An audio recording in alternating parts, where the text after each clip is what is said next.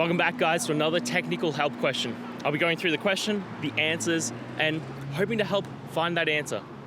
Guys, I hope you stay crazy just a little bit like me and get through and work to the solution. Now let's get started.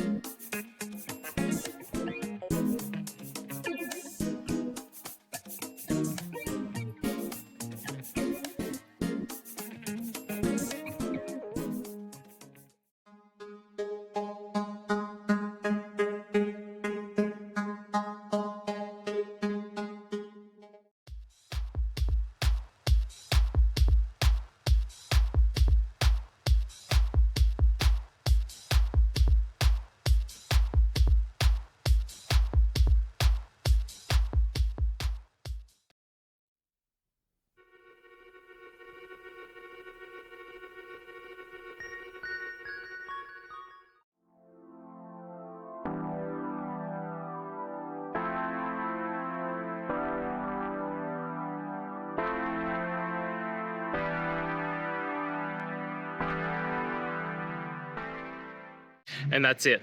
I hope this video has helped you get through to that resolution that you're looking for. If it did, please hit subscribe. And until next time you need technical help, I hope you have a good one. Cheers.